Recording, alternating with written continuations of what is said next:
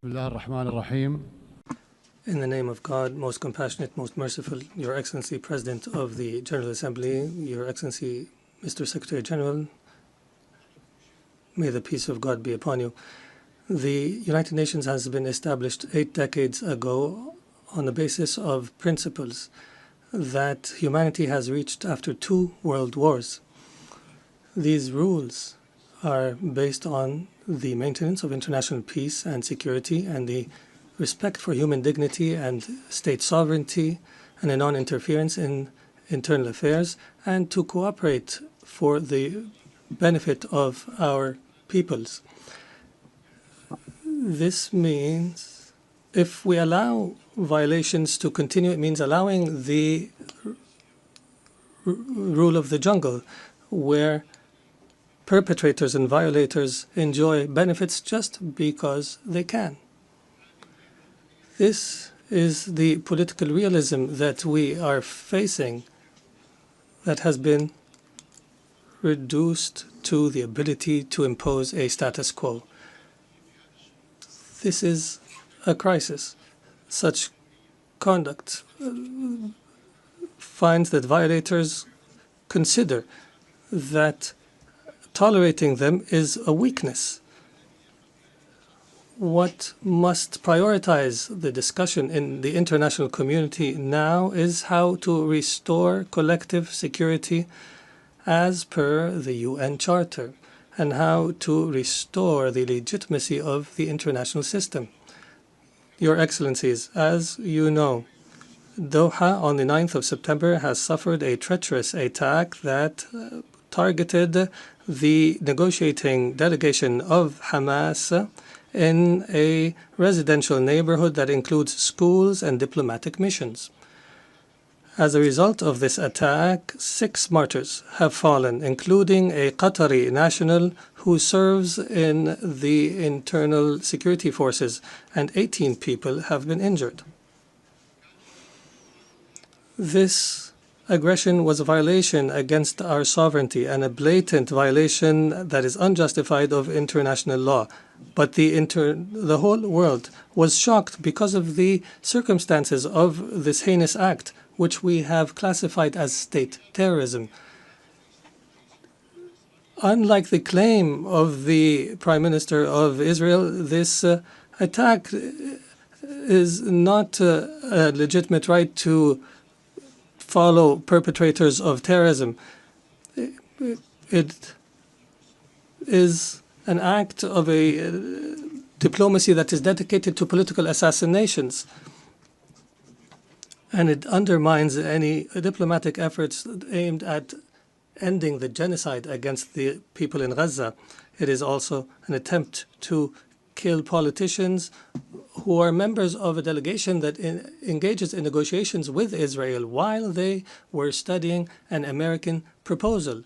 As you know, Qatar hosts, as a mediator during the negotiations, hosts delegations of Hamas and Israel. Qatari mediation has, in fact, achieved, in cooperation with Egypt and the USA, the release of hostages. And the last agreement was negated by Israel unilaterally, preventing an ability to reach a permanent ceasefire and the release of all hostages and the withdrawal of the occupying forces from the Gaza Strip and the humanitarian access and the release of Palestinian prisoners. They visit our country and plot to attack it. They negotiate with delegations and plot to assassinate the members of the negotiation teams. It is difficult to cooperate with such a mentality that does not respect the most minimum standards of cooperation. It is impossible. Is this not the definition of a rote government? The delegation, they consider negotiations a continuation of war in other means and a way to delude the Israeli public opinion. If the release of Israeli hostages is the end of war, the government of Israel is abandoning the notion of releasing the hostages. Their goal is to destroy Gaza so that it is unlivable and where no one can study or receive treatment. In other words, end the viability of the Gaza Strip to displace its population. Therefore, the Israeli leader wants to continue war. He believes in what is called Greater Israel. He believes that war is an opportunity to expand settlements and to change the status quo in the holy sites in Al-Quds al-Sharif. He also plots for attacks in the West Bank and expansion. This imposition is the goal of this war. This treacherous attack against the sovereignty of a Gulf state thousands of miles away has confirmed that the Israeli Prime Minister, who takes pride in changing the face of the Middle East, reveals an manifestation of Israel's ability to intervene wherever, however it desires. Arab countries and Muslim countries have warned, and that have held an emergency summit in Doha, have warned against the consequences of this delusion. Israel is not a democratic country surrounded by enemies, but in fact, it is an enemy to its surrounding neighbors, and it's engaged in a genocide. And its leader is proud of preventing the establishment of a Palestinian state. And he promises that such a state will never be established. And he takes pride in preventing peace with the Palestinians, and that he will prevent such peace in the future. Israel is surrounded by states either who have signed a peace agreement or who are committed to the Arab Peace Initiative. But Israel does not make do with truces and settlements. It desires to impose its will on its surrounding Arab neighbors.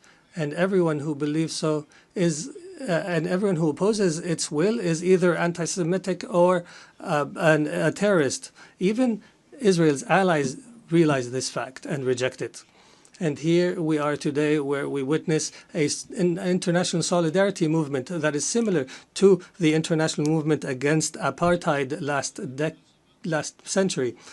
And I would be remiss not to express my appreciation with the solidarity we have received in Qatar after the attack, including the statement by the Security Council that has condemned the attack. Distinguished Excellencies,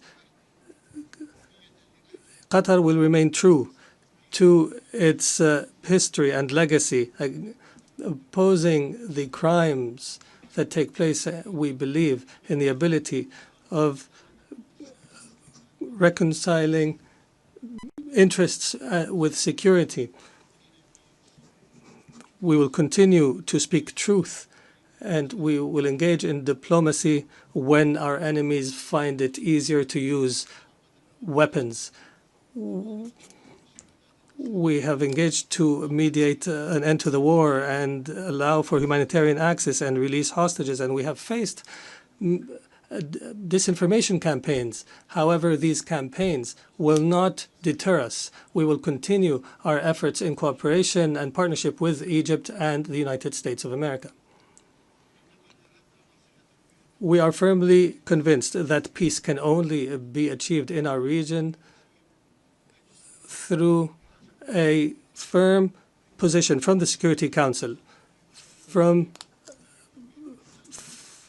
accepting and tolerating the occupation's crimes,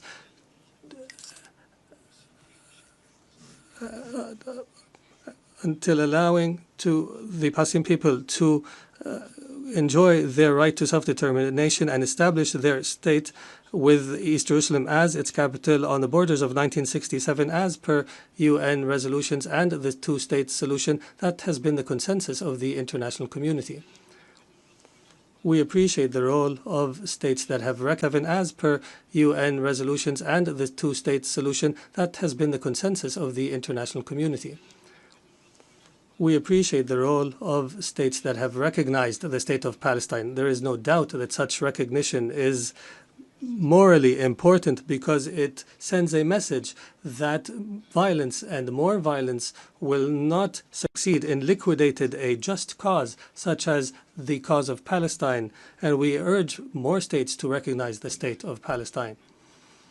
We believe that instability knows no border and that humanity's destiny is intertwined. Therefore, Qatar has continued its diplomatic efforts to contribute to the settlement of other crises, such as in Ukraine and wars in Africa.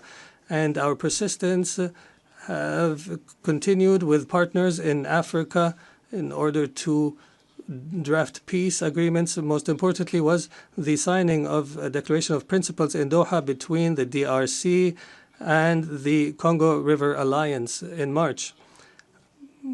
Our efforts support the leadership of the U.S. to achieve a peace agreement in the east of the country, and Qatar will continue to engage as an international partner in order to achieve the peaceful settlement of conflicts and to seize opportunities to establish global peace.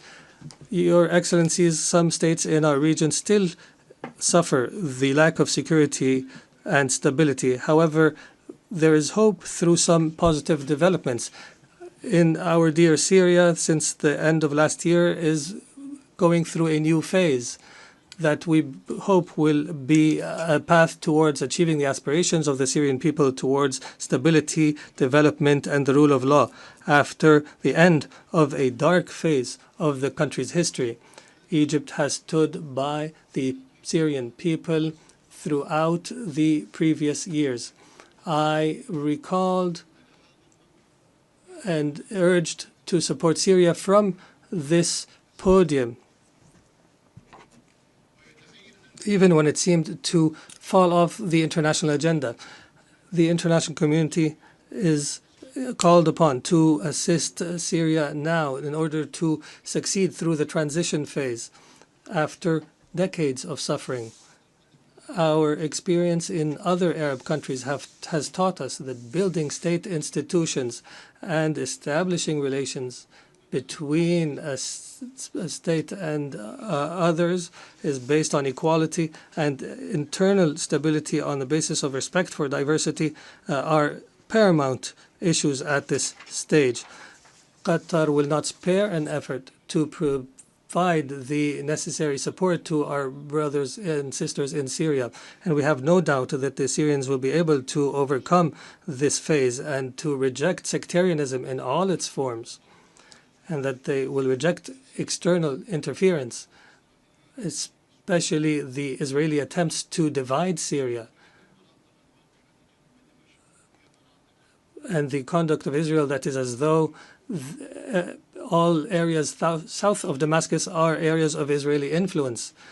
The Middle East has also witnessed positive developments through the election of President Imad Joseph Aoun in Lebanon and the appointment of Mr. Nawaf Salam as a prime minister, which is a step towards stability in the country. Qatar will continue to support Lebanon government and people and institutions and will continue to support the Lebanese army. We emphasize the need to implement Security Council Resolution 1701 and the withdrawal of Israeli forces from the areas it occupied during the last war, and to end Israeli interference in internal Lebanese affairs. For Sudan, the people in Sudan continue to suffer an unprecedented humanitarian crisis because of the continued violence. We call once again on all parties to prioritize the national interest and to engage in a comprehensive dialogue that leads to a permanent peace and that preserves the unity of Sudan and its territorial integrity and independence, and that achieves development and stability. We declare our support for all international efforts that aim to achieve this goal. Distinguished Excellencies, Doha has always been a global capital that hosts major events in all spheres, and an area where leaders convene and decision makers from around the world to engage in negotiations and the formulation of solutions.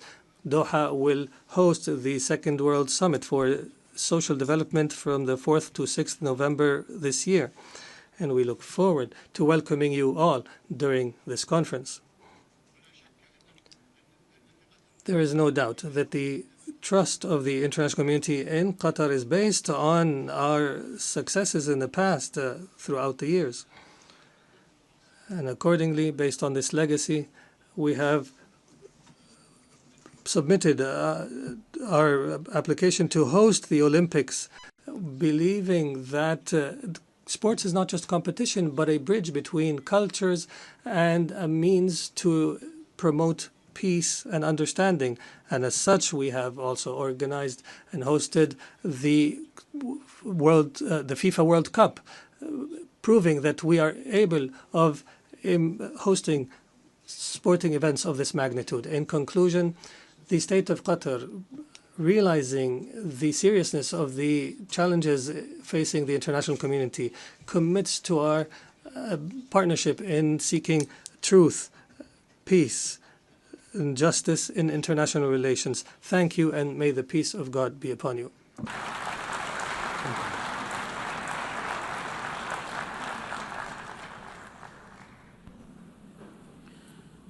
On behalf of the Assembly, I wish to thank the Emir of the State of Qatar.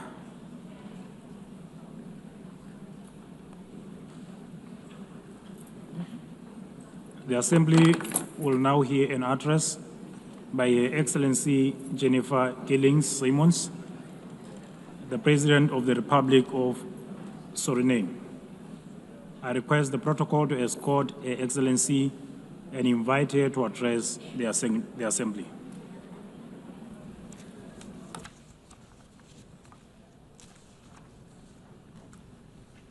Good morning.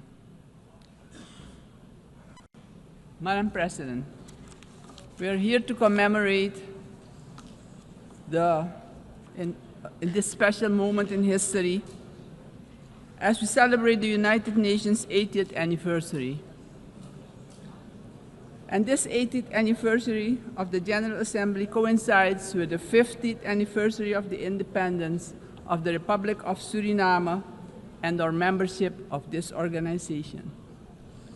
On behalf of the government and the people of the Republic of Suriname, I express sincere congratulations to the international community on this occasion. It is clear that a journey that spans over 80 years cannot be and has not been without challenges. The United Nations played, in some instances, an important role in ending colonial rule, worked on advancing human rights, and often provided hope and a future to the most vulnerable in our global community.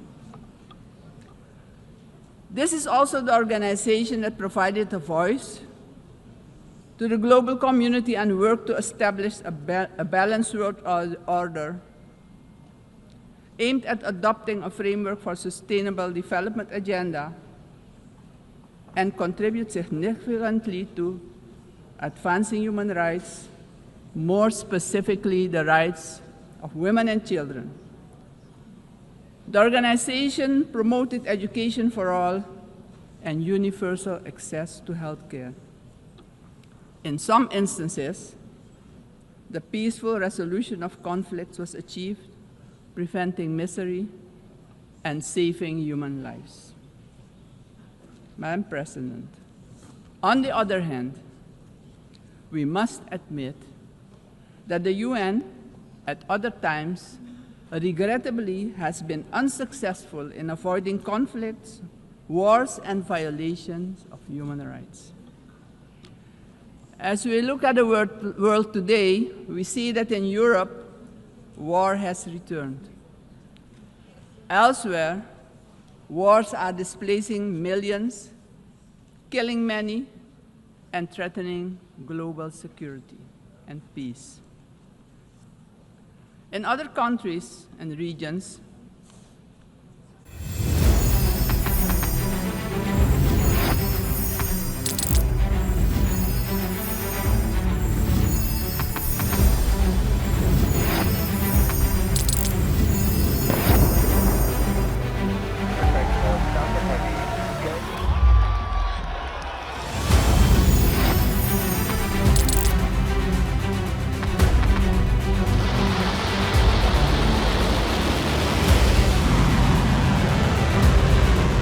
been fighting so long and so hard that they don't know what the they're doing.